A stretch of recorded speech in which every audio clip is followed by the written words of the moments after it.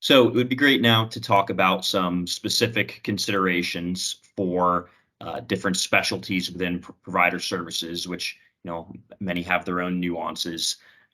Both BGL and VMG have experience across a very wide array of specialties within provider services to speak to. So, I think from there it'd be great to start with musculoskeletal, orthopedic, spine, pain, that continuum of care. Yeah, I'm happy to lead off here, Zach. MSK is a behemoth in itself.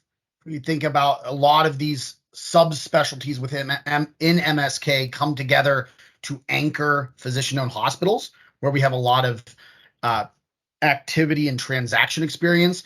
But in terms of more the practice side, okay, this whole broad-based specialty um, is a beneficiary on a shifting site of service. So you've seen more things be allowed, more codes be released over the past 3-4 years from inpatient to outpatient. Orthopedics has been a benefactor of that in terms of total joints.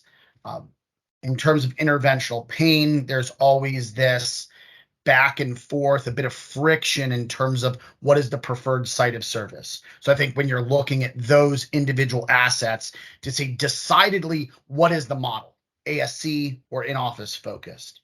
But just starting, if you look at orthopedics, then say spine, then interventional pain, not a lot of activity in pure spine-based. A lot of them are tied up at the hospital or part of other groups.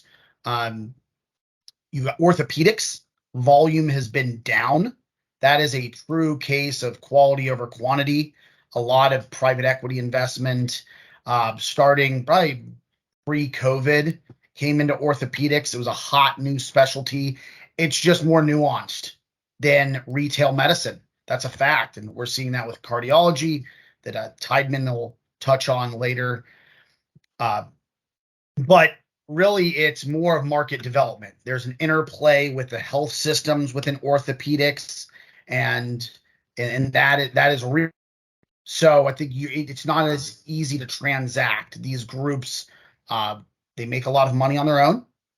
Most of them have captured a lot of ancillaries, which is important to value, and a lot of them are intertwined on their technical, on the surgery center side. So I think valuations in MSK kind of start at the top with orthopedics, but the key there is that it's definitely less voluminous than folks thought in terms of M&A activity in orthopedics. So perhaps pivoting over to the interventional pain, but one item that is, reigns supreme across MSK is you have a high yield per provider. And it's interesting to find this conflicting forces in terms of valuation, because less providers equals provider concentration, which would be thought of as a perceived risk. But the counter prevailing force there is ease to growth. If I need to recruit 5 providers versus 20 to yield the same earnings to the bottom line of business, it's perhaps easier to grow. You just have more yield per physician. So I think that's something we've seen in valuation, where it used to be more providers the better from a concentration standpoint. Now folks are thinking about my investment thesis. How quickly can I grow this? And in a human capital business, recruiting or acquiring less and getting more yield is now perceived as a faster pathway to growth. Where you've seen perhaps a slowdown in just the sheer volume of orthopedic transactions, interventional pain has been the most active. We've seen it since 2016, 2017. There were some reimbursement pressures, which are always looming in healthcare, provider services, reimbursed services. You always have to be on the lookout for reimbursement and compliance issues. Interventional pain had some issues in 2016 and 2018 with reimbursement. So there was a pent up supply of assets coming in 2019. You saw COVID, so we're seeing that continue to be unlocked in terms of pain management, broadly speaking. So 2021, 2022 is a big year, a lot of activity within pain. And I think valuations, there hasn't been a big dip in pain. Frankly, it trades on probably a tighter band than say retail medicine that can fluctuate, 3-4 terms or turns. So there's more, I guess, just in summary, more volume in pain than ortho. Ortho still trades at premium. A lot in this whole MSK folks are kind of saying, look, easier said than done on volume of acquisitions. You got to think about a broader market development strategy. Squeezing ancillaries is still of paramount importance. And this yield per provider that once was perceived as a concern, folks are starting to see, well, perhaps there is that upside on the ease to growth. Yeah, that's a fantastic overview, Kyle. I mean, just adding a little bit here, but I think you largely covered the specialty extraordinarily well. I mean, if we look at orthopedic, besides perhaps dental and ophthalmology, just from a pure volume perspective, you're probably talking about maybe third or fourth most active, just as far as total deal volume most recently. Orthopedic, I think it is. You mentioned it before too, but this is a really entrepreneurial base. So if you think about the physicians, the orthopods in particular, it over the past history here, they have investments in surgery centers. They've got DME within their practice. They may or may not have investments in diagnostic imaging and physical therapy. And so, they've explored a lot of those ancillaries already. And so, as far as unlocking, if we look at a kind of a traditional methodology for PE to unlock additional value, it would be introducing and really leveraging some of these additional ancillaries. And that can be challenging when you're dealing with a subspecialty that's really pursued that already and kind of has those subservice lines that are already in a bit of a mature base there. So I think, but clearly from a orthopedic perspective, because of the fact of kind of the inability to leverage some of those ancillaries, I think the big question that all the groups need to go to prospective buyers with is how do they achieve earnings repair on the back end? Are they going to have success potentially in commercial rate lift opportunities? Because we've seen some groups have success in that. We've also seen some groups not have success in the ability to really achieve those commercial rate lift opportunities on the back end. So I think that's something that you really want to understand if you're taking away what otherwise could be compensation. Well, where's the value on the back end there? And some of that will come through traditional earnings repair, and some of that will come through continue, growth opportunities and expansion of the rollover equity on that side as well. Pain management, historically, I think we have seen it's a little bit more kind of retail focused than you see for orthopedics because you do have a direct marketing aspect of it. So the ability to kind of expand and really accelerate kind of the patient acquisition through direct marketing, through enhanced kind of branding and online branding. Your group's having a lot of success with that. So you do have kind of a path, an immediate path forward of how do we amplify and accelerate this practice going into it. And then, the potential here too, because I know a lot of surgery centers are concerned about this, is the ability of pain to kind of move many of their procedures back in office.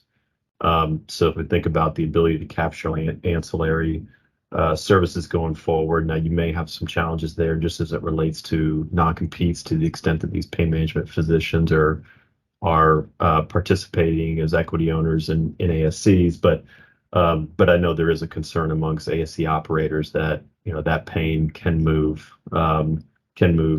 certainly move back in office.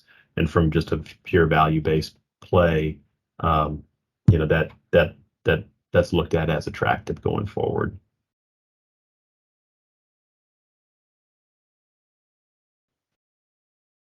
Thanks, Kevin. To to kind of go into ortho from a real estate angle, I think the question as a real estate analyst or investor or provider, or thinking about real estate value, is what are the real estate questions that are specific to this specialty? What are the build out requirements for a surgery center for ortho versus other specialties?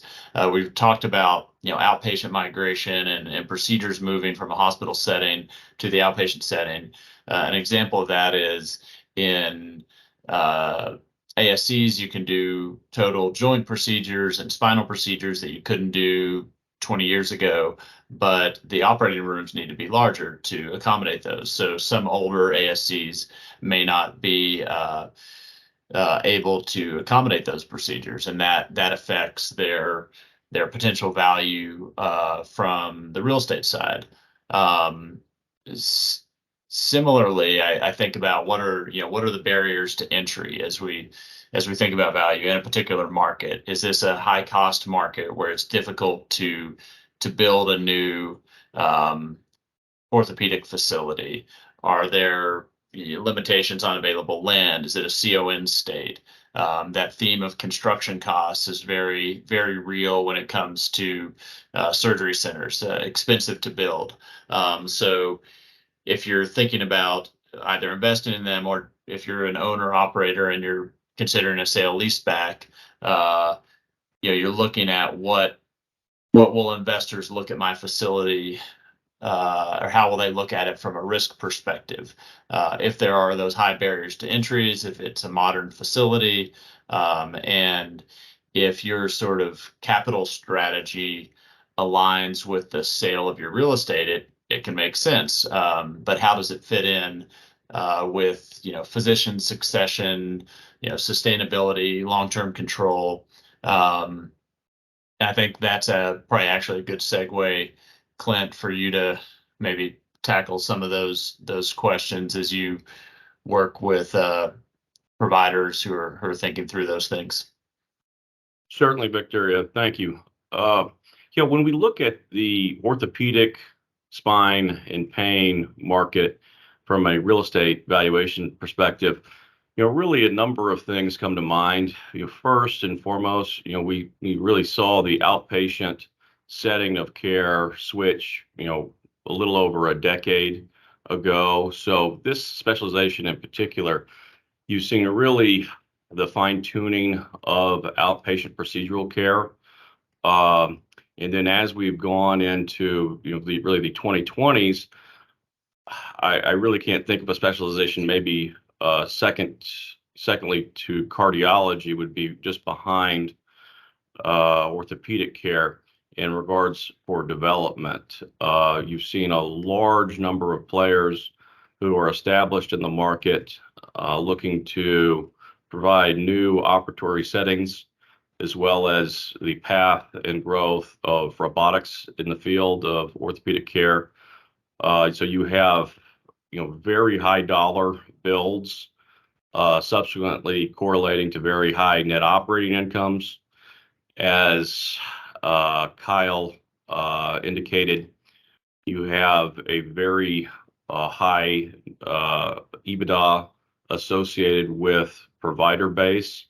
So, all of these things have correlated to this being a very highly coveted subsector of the healthcare real estate market, and one in which we've seen really the most compressed capitalization rates attributed to acquiring these types of facilities, as just quite frankly, it's very difficult to put all of these kind of key pieces together. And once that is been assembled, there's a very high demand associated with those properties, and probably we would say the most compressed capitalization rates, highest valuations associated with the specialty type. Getting some of our acquisition candidates more acclimated to the space. Certainly when you have a condensed provider roster, in the past 2, 3, spine surgeons, maybe looked at in an unfavorable light. That now is really seen as understanding the market specialization and the market type. That 2 to 3 is fine at this point from a acquisition candidate standpoint on the institutional end. Just as Kyle has indicated, where you could quickly add 2 to 3 more and see drastic increase in EBITDA or EBITDAR there. So great horizon for the specialization, tremendous amount of development in the space, and one where we're very excited to advocate for our clients in this specialty type.